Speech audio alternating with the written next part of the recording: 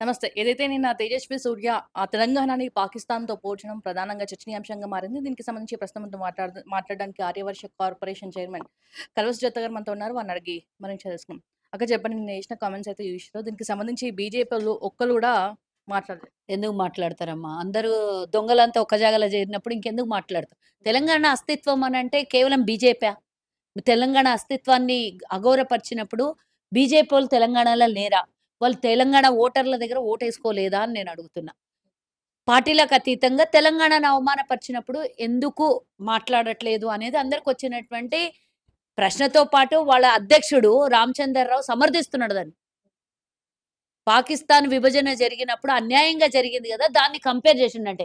అంటే మోకాలికి, బోడిగుండుకి జత చేసినట్లా తెలంగాణ అస్తిత్వాన్ని, తెలంగాణ ఆత్మగౌరవాన్ని, తెలంగాణ బలిదానాన్ని, తెలంగాణ కొట్లాటని, సుదీర్ఘ పోరాటాన్ని 1250 మంది చనిపోతే వచ్చినటువంటి తెలంగాణ, ఎంతోమంది ఆత్మ బలిదానం చేసుకుంటే వచ్చిన తెలంగాణ, మలిదశ ఉద్యమము, తొలిదశ ఉద్యమం, ఇన్ని ఉద్యమాలు జరిగితే, ఎన్నో కుటుంబాలు నష్టపోతే తెలంగాణ వస్తే, ఆ ఉనికి ఎన్నో ఏండ్లు పోరాటం చేస్తే వచ్చినటువంటి అస్తిత్వాన్ని వీళ్ళేదో తీసుకొనొచ్చి మాకు బహుమానం చేసినట్టుగా ఈ ఏ ఏం మాటలు కారుకూతలు కూస్తున్నటువంటి ఈ దొంగ సూర్యని నేను అడుగుతున్నా. నీకు ఇంగ్లీష్ వచ్చని 4 ముక్కలు పార్లమెంట్‌లో మాట్లాడి తెలంగాణ అనేది ఒక ఊరికే ఏదో పార్లమెంట్‌లో బిల్లు పెడితే వచ్చింది కాదిది. తెలంగాణ సుదీర్ఘ పోరాటం. 50 ఏండ్లు కష్టపడితే వచ్చినటువంటి తెలంగాణని ఈ తప్పు ఇచ్చిండ్రు.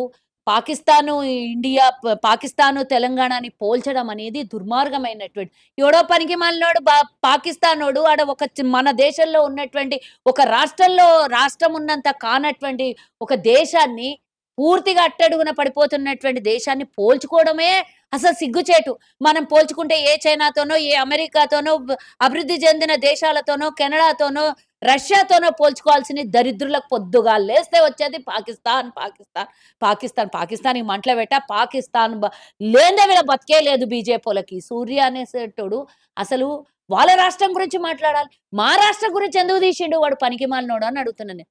అసలు నిన్న సౌత్ రాష్ట్రాల గురించి చర్చ జరుగుతోంది. 33% గురించి చర్చ జరుగుతుంది. ఈ పనికిమాలినోనికి తెలంగాణ గురించి ఎందుకొచ్చింది? నువ్వు నీ రాష్ట్రంలో కర్ణాటకలో తెలంగాణ నుంచి ఉత్తరాది దక్షిణాది రాష్ట్రాల నుంచి పన్ను కేంద్రానికి గడుతుంటే 30 పైసల పన్నొస్తుంది. నువ్వు కొని పార్లమెంట్ సభ్యునివున్నో 30-50 పైసలన్నా తీసుకొచ్చే దమ్ము లేనోనివి తెలంగాణ నుంచి మాట్లాడే సత్తా, దమ్ము నీకెక్కడిదే అని అడుగుతున్నా నేను. దీనికి సంబంధించి కూడా సారీ చెప్పినని చెప్పేసి కిషన్ రెడ్డి కూడా మాట్లాడారు. ఎవరికి చెప్పిండు సారీ? సపోర్ట్ చేసినట్టు కూడా ఎట్లా సారీ చెప్పిండు? బహిరంగంగా తిట్టి లోపలికొచ్చి 4 గోడల మధ్యలో కాళ్ళు మొక్కితే నీకు మొక్కిండేమో, నీకు సారీ చెప్పిండేమో. తెలంగాణ 4,00,00,000 మందికి క్షమాపణ చెప్పాలి గదా! అసలు తెలంగాణ అంటే ఏంది? ఏంది? తెలంగాణ అంటే ఊరికే ఏదో కొట్లాడి బిల్లు పెట్టి పార్లమెంట్‌లో లోక్‌సభ నుంచి రాజ్యసభకు పోయి దానికి సుదీర్ఘంగా అక్కడ బిల్లుల గురించి చర్చ జరుగుతూ వచ్చిందా? ప్రాణాలు త్యాగం చేసుకుంటే వచ్చింది.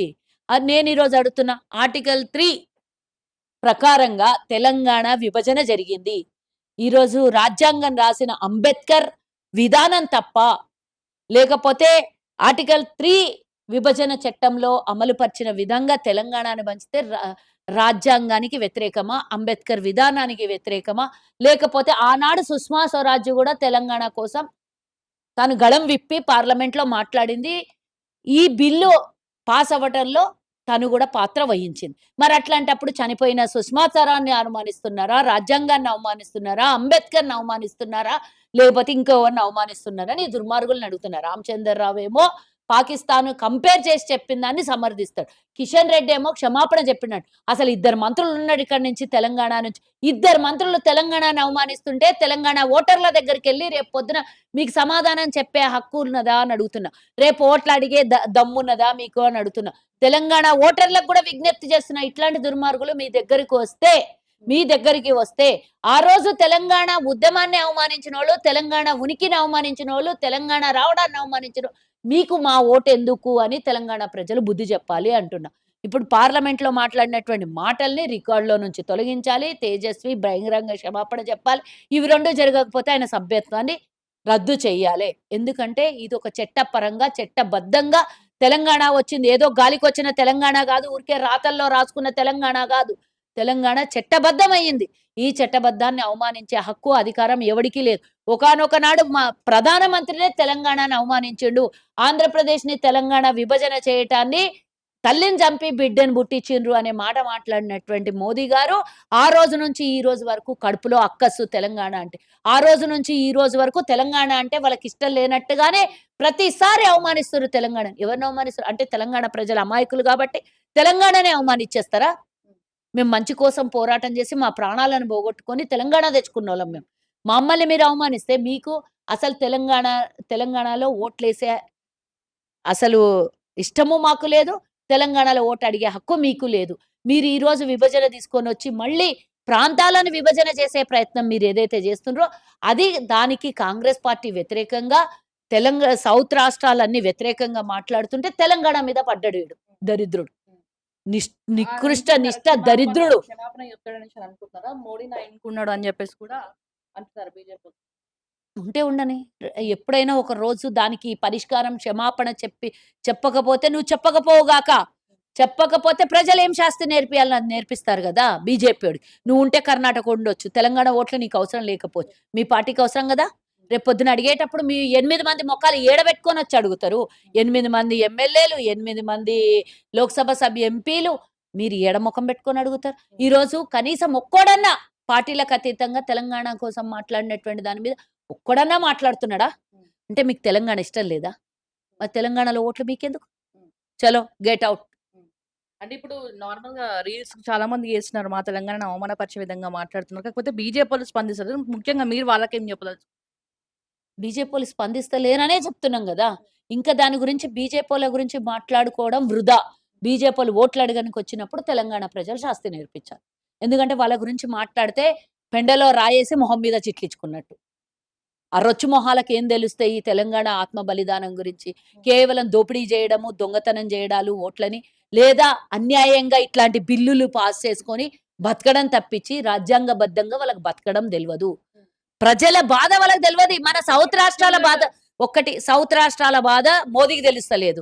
తెలంగాణ కష్టపడితే వచ్చిందని ఈ దుర్మార్గులకు తెలుస్తలేదు. 2 రకాలుగా తెలంగాణ ప్రజల్ని బాధ పెడుతున్నటువంటి బీజేపీ గురించి మనం ఇప్పుడు మాట్లాడుకునే కన్నా ఎన్నికలొచ్చినప్పుడు వాళ్ళకి శాస్తి నేర్పియాలి. అన్నిటికన్నా ముందు 33%కి కాంగ్రెస్ గాని, తెలంగాణ గాని, సౌత్ రాష్ట్రాలు గాని, యావత్ దేశంలో ఉన్నటువంటి మహిళలు ఎవరు కూడా వ్యతిరేకులు కాదు. ఈ బిల్ ఏదైతే ప్రవేశపెట్టి డీలిమిటేషన్ అని చేస్తున్నారో దాని మీదనే వ్యతిరేకం తప్పించి, వ్యతిరేకం మీన్స్ మా రాష్ట్రాలకు అన్యాయం జరుగుతోంది ఆల్రెడీ. మా ప్రాంతాలకు అన్యాయం జరుగుతుంది. చదువుకున్నటువంటి వాళ్ళు సౌత్ రాష్ట్రాలలో ఉన్నారు. కుటుంబ నియంత్రణ పాటించిన వాళ్ళు సౌత్ రాష్ట్రాలలో ఉన్నారు. ఈరోజు ధనిక రాష్ట్రాలుగా మీకు జీడీపీలో గ్రోత్ పెరిగింది మా రాష్ట్రాల వల్లనే. ఈరోజు మేము జీఎస్టీ అత్యధికంగా పే చేస్తుంది మా రాష్ట్రాలు. కానీ తిరిగి వస్తున్నది శూన్యం మాకు. కాబట్టి ఇంకా రాను రాను ఈ వివక్ష పెరిగి మా ప్రాంతాలకు పూర్తిగా అభివృద్ధిని అడ్డుకునే ప్రయత్నం మాకు ఓట్లు మా నార్త్ నుంచి పడుతున్నాయి.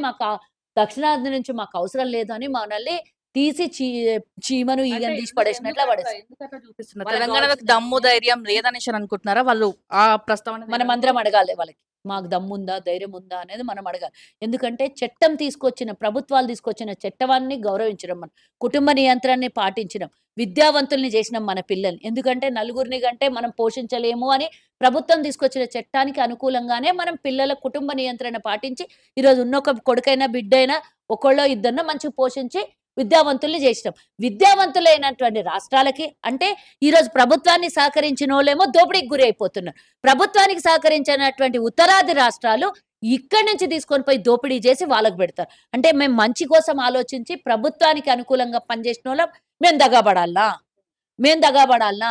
అక్కడ నలుగురిని, ఐదుగురిని గాని విద్యలకు దూరం చేసి, అభివృద్ధికి దూరం చేసి, ఇక్కడి నుంచి రూపాయి తీసుకొని పోయి అక్కడ రూ. 8 పంచుతున్నటువంటి మీరు, అక్కడి నుంచి మాకు రావాల్సినటువంటి వాటా 40 పైసలు ఇస్తున్న మీరు, అక్కడ రూపాయి వాళ్ళిస్తుంటే రూ. 8 వాళ్ళకి పెడుతున్నారు. రేపు పొద్దున చట్టసభలో కూడా అత్యధికంగా ఇప్పుడు మీరు చూసుకోండి 40 ఏళ్లలో భారతదేశంలో పెరిగినటువంటి అంటే పుట్టుకలు పెరిగినటువంటిది జనగణనలో మీరు చూసుకోండి. 11,50,00,000 అనుకుంటా నేను ఈ సౌత్ రాష్ట్రాల నుంచి. ఈ 40 ఏండ్లలో జనాభా. అదే కేవలం ఉత్తరప్రదేశ్‌లో 11,34,00,000 ఎంతనో ఈ ఈ ఈ 40 ఏళ్లలో పెరిగింది. అంటే ఆలోచన ఏందిది? ఒక్క రాష్ట్ర జనాభా ఈక్వల్ టు ఒక సౌత్ రాష్ట్రాలు పెరుగుతోంది. ఇప్పుడు ఇది 50 ఏండ్ల వరకు ఈ చట్టాన్ని ఎవడు మార్చలేము ఒకసారి తీసుకొనొచ్చిందంటే. మరి 50 ఏండ్ల తర్వాత వాళ్ళ రాష్ట్రాలలో ఇంకా పెరిగిపోతారు. జనాభా పెరిగిపోతది. మనం సంపాదించిన సంపదనంతా తీసుకొని పోయి అక్కడ పెడతాం. అంటే మేము కష్టపడి ఇక్కడ టాక్సులు కడుతుంటే ఇంకొకడు రాష్ట్ర అది దే చట్టాలను ఉల్లంఘించి, వాళ్ళు పనితీరును ఉల్లంఘించి, బద్ధకస్తులయ్యి, చదువుకు దూరమయ్యి ప్రభుత్వం తీసుకొనొచ్చిన చట్టాలని పక్కన పడేసి, వాళ్ళకు న్యాయం చేస్తుంటే, మనం కళ్ళు మూసుకొని కూర్చుందామా? ఇట్లనే ఈ ఈ ఉనికి గనక పోతే, అప్పుడెప్పుడో మనం చదువుకున్నాం గదా! 'పివి నరసింహారావు' అనేవాడు ఒకరు ఇక్కడి నుంచి ప్రధానమంత్రిగా ఉండే. ఆ తర్వాత 50 ఏండ్లయినా గూడా మనకు ప్రధానమంత్రి గాని, కేంద్ర మంత్రులు గాని, మనకు దిక్కు దివాణా లేకుండా పోతారు. చరిత్ర పూటలలో నుంచి మన చరిత్ర దక్షిణాది రాష్ట్రాలది ఖతమైపోతది. దీనికోసమా మనము చట్టానికి లోబడి ముఖ్యంగా మనకి పనిచేసింది. తెలంగాణలోకి రోషం ఎక్కువుంటది. ఉప్పు, కారం ఎక్కువ తింటామంటారు. బీజేపీలోకి రోషం లేదా? లేకపోతే అక్కడ లొంగిపోయి ఉన్నారా? లొంగిపోయున్నారు. రోషమున్నోళ్ళైతే మాట్లాడుతుర్రు గదా! లొంగిపోయినోళ్ళు ఏం జేసినా భయపడతారు గదా! వాళ్ళ పదవుల కోసము, వాళ్ళ రాజ్యాధికారం కోసము వాళ్ళు బతుకుతున్నారమ్మా. రోషం ఉన్నదా వాళ్ళకు అనంటే ఎప్పుడో మోదీ 4, 5 ఏళ్ల కిందనే, 6 ఏళ్ల కిందనే, 10 ఏళ్ల కిందనే తిట్టినప్పుడు వాళ్ళకి రోషం ఉంటే, "నువ్వు మా రాష్ట్రాలకొచ్చేటప్పుడు మా ప్రజలు తిరుగుబాటుని ఎదుర్కోవాల్సొస్తది. ఇలాంటి మాటలు మీరు మాట్లాడొద్దని" ప్రధానితోనే క్షమాపణ జెప్పిపిస్తుండే. ఇప్పుడు ప్రధాని అదేమో అంటారు గదా! "ఏలుబెట్టనికి సంధిస్తే కాలిబెట్ట సందయిందన్నట్టు" ప్రధాని అన్నాడు కాబట్టి ఆయన కిందున్నటువంటి దొంగలందరూ గూడా మాట్లాడుతుర్రు. రేపు ఈరోజు తేజస్వి మాట్లాడిండు. రేపు ఇంకోడు మాట్లాడతారు. మన రాష్ట్రమోడే మాట్లాడొచ్చు రేపొద్దున. ఆ బీజేపోడు మన రాష్ట్రమోడే అనొచ్చు. ఇప్పుడు పాకిస్తాన్‌ని సమర్థించినోడు రేపొద్దున వాళ్ళు గూడా వ్యతిరేకించొచ్చు. గర్జిదేరితే గడ్డకెక్కుతారు. గర్జిదేరితే గడ్డకెక్కుతారమ్మా. వాళ్ళిప్పుడు మాట్లాడిన దాన్ని ఏమున్నది? ఇప్పుడు మాటల్లో ఆన్సర్ ఏముంది వాళ్ళకి? సమర్థిస్తున్నారు తప్పించి వ్యతిరేకిస్తున్నారా? కాబట్టి వీళ్ళని ఎక్కడికక్కడ తుంచేస్తేనే అట్‌లీస్ట్ మనం సౌత్ రాష్ట్రాలోళ్ళు వాళ్ళకు శాస్తి నేర్పించాలి. ప్రశ్నించే గొంతులు ఆడ బోయి గూర్చోవాలి. ఇప్పుడు ఈ బిల్లును పాస్ చేయడం వల్ల నేను మహిళా బిల్లు కాంగ్రెస్ వ్యతిరేకంగా మాట్లాడుతోంది. సౌత్ రాష్ట్రాల్లో మహిళని అగౌరవపరుస్తుంది. మహిళలకు మేము సమన్యాయం చేయాలంట. ఏ దుర్మార్గులు మిమ్మల్ని నేను అడుగుతున్నా 21 రాష్ట్రాలలో మీ రాజ్యాధికారాల్లో ఉన్నారు మీరు. 21 రాష్ట్రాలలో ఎంతమంది మహిళా ముఖ్యమంత్రులున్నారు మాకు చెప్పండి మీరు. మీరు మహిళల్ని గౌరవించేవాళ్ళు గదా! మణిపూర్ కాలిపోతుంటే కర్ణాటకలలో ప్రచారం చేసుకున్నటువంటి ప్రధానమంత్రి మహిళలకి వివస్త్రను జేసి, సామూహిక బలాత్కారాలు జేసి, చంపేసినటువంటి సమయంలో ఒక్క మాట గూడా మాట్లాడనటువంటి బీజేపోలు ప్రధానమంత్రి ఈరోజు మహిళల్ని ఉద్ధరిస్తారంటే మనం నమ్ముతామా? వాళ్ళు ఈరోజు ఒక మహిళను ఓడగొట్టడానికి ఇంకొక మహిళల షోల్డర్ మీద బుల్లెట్ పెట్టి పేలుస్తున్నటువంటిది కొంగు చాటున బిల్లు పాస్ చేసుకుందామని దీన్ని తిరకాస్తి తీసుకొనొచ్చి బిల్లు పాస్ చేసుకుంటున్న దొంగల్ని ఏమంటారు చెప్పండి? ఇప్పుడున్న 543 సీట్లల్లో మాకు 50% ఇయ్యండి. అప్పుడు మీరనుకున్న 280 సీట్లు మేము ఆటోమేటిక్ ఉంటాం గదా! 300 మందొస్తారు. మహిళలు ఉద్ధారకం చేస్తారు అని చెప్తున్నటువంటోళ్ళు. నేనిప్పుడు అడుగుతున్నా. కాంగ్రెస్ తెచ్చిన 33% కాదు బీజేపీ తీసుకొచ్చిన 50% బిల్లు పెట్టుండి అందరూ ఆమోదిస్తారు. దమ్ముందా? కనీసం జనగణన జరగలేదు. సెన్సస్ జరగలేదు. దీన్ని తీసుకొనొచ్చి ఎట్లా పడితే అట్లా బిల్లు 3 రోజులు ఆగం ఎందుకొచ్చిర్రు? అంటే వేరే రాష్ట్రాలలో ఎన్నికలు జరిగినప్పుడల్లా ఏదో ఒకటి తీసుకొని రావాలి. తుఫాన్ తీసుకురావాలి. లేకపోతే ఎస్టీ ఫైల్స్ బయటపడతాయి. ఈ లొల్లి చేస్తే అవన్నీ ఫైల్స్ దారి తప్పిపోతాయి. ఇట్లాంటి దొంగల గురించి ఎంత తక్కువ మాట్లాడితే అంత మంచిది. ఇవన్నీ కప్పిపుచ్చుకునే డ్రామాలు. దీన్ని మేము వ్యతిరేకం కాదు. 100% 33% కాదు. కాంగ్రెస్ 50% ఇచ్చినా అనుకూలంగానే ఉంటది. మహిళా రిజర్వేషన్‌లను తీసుకొనొచ్చింది తొలిసారిగా కాంగ్రెసే. మా మా ప్రభుత్వంలోనే ఓటు హక్కు కలిగించబడింది. ఇంకా ఎన్నో దేశాలలో మహిళలకు ఓటు హక్కు లేదు. ఆ సమయంలో భారతదేశంలో కొత్తగా ఏర్పడినటువంటి దేశంలో, రాజ్యాంగం ఏర్పడిన దేశంలో తొలిసారి మగవాళ్ళతో సమానంగా ఓటు హక్కుని కల్పించిందే కాంగ్రెస్. మేము మహిళలకు సమాన హక్కుని కల్పించడంలో 100% ఆ రోజు పంచాయతీ రాజ్‌లో స్థానం కలిగించినాం. 33% బిల్లు పెట్టినాం. రాజీవ్ గాంధీ తీసుకొచ్చినటువంటి సంస్కరణలలో భాగంగా మహిళా సాధికారత పెరగాలి. రాజీవ్ గాంధీ గారి పోరాటమే మా పోరాటము. ఇందిరాగాంధీ ప్రధానిగా చేసింది. ఎంతోమంది మా మహిళా నాయకులు ప్రపంచానికి రికార్డులు సాధించిర్రు. ఇందిరాగాంధీ లాంటి ఉక్కు మహిళని ఎవరు గూడా ప్రపంచంలో ఇంతవరకు ఆమె రికార్డ్‌ని బ్రేక్ చేయలేకపోయినారు. అలాంటి పార్టీ మాది. మహిళలకు మేము వ్యతిరేకం గాదు. మహిళా బిల్లుకు వ్యతిరేకం గాదు. మహిళల కోసం పూర్తి స్థాయిలో కట్టుబడే పార్టీ మాది. చూసారు కదా! ఏదేమైనా గూడా దీనికి సంబంధించి తేజస్వి సూర్య ఖచ్చితంగా క్షమాపణ చెప్పాలి. అది రికార్డ్ నుంచి తొలగించాలని చెప్పేసి వాళ్ళు వ్యక్తం చేస్తున్నారు.